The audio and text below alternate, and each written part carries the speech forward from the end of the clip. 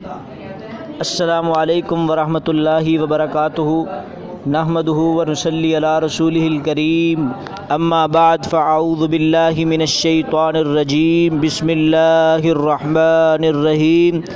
आज हम जिस मौजू पर बहस करना चाहते हैं, मुनकरीन हदीस ने सहीहुल बुखारी की एक हदीस पर एतराज़ करते हुए इमाम कायनात जनाब मोहम्मद रसूलुल्लाह सल्लल्लाहु अलैहि वसल्लम की ज़ात पर आका अलैहिस्सलातु वस्सलाम की बात पर नबी अलैहिस्सलातु वस्सलाम इमाम कायनात जनाब मोहम्मद रसूलुल्लाह सल्लल्लाहु अलैहि वसल्लम की ज़ात में गुस्ताखी की है।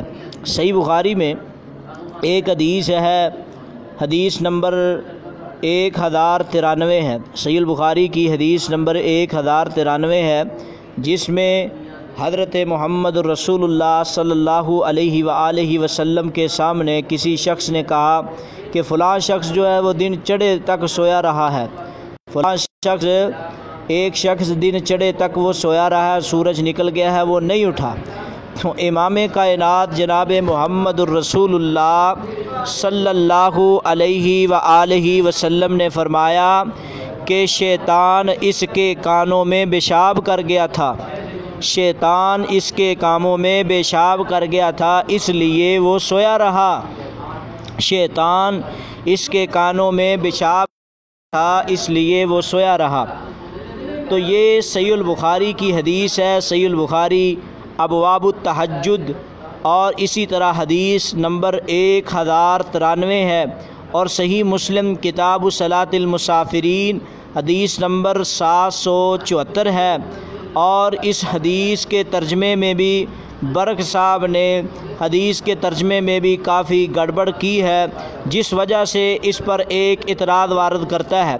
वो इतराज़ ये है कि इमाम कायनात की इस हदीस को अगर सही समझा जाए कि एक शख्स दिन चढ़े तक सोया रहा, आका अलैहिस्सलातु वस्सलाम ने फरमाया कि उसके नाक में शैतान ने पेशाब किया था, तो फिर इस हदीस पर इतराज़ उसने कर दिया, जो कि सहीहुल बुखारी की हदीस नंबर 570 है, कि एक दफ़ा इमाम का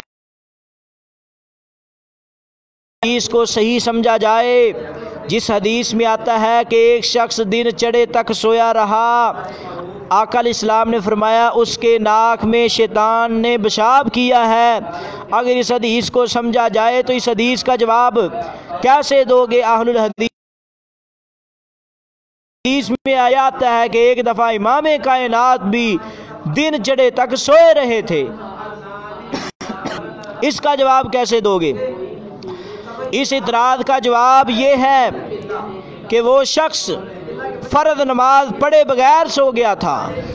वो शख्स फ़र्द नमाज पढ़े बगैर सो गया था, जैसे कि फ़थुल बारी की जिल्द नंबर 3 और सफ़ा नंबर 28 में सुफियान की रिवायत में है कि यह शख्स फ़र्दी नमाज से सो गया था।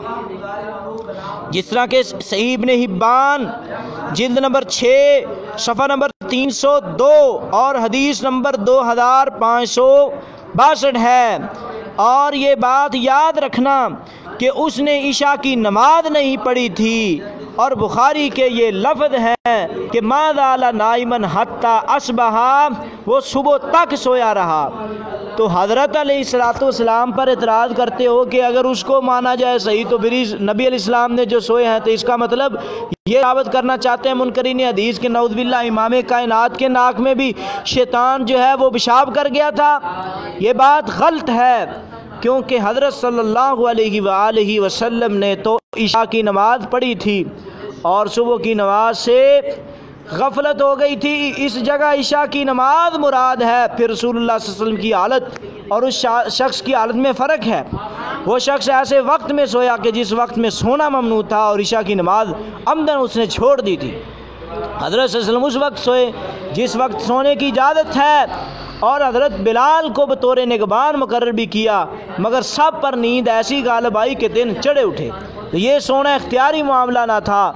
मुसन्नफ़ ने हदीस का तर्जमा ऐसा किया जिससे मालूम होता है कि वो शख्स भी दिन चढ़े उठा था, हालांकि हदीस में है कि वो सुबह तक सोया रहा।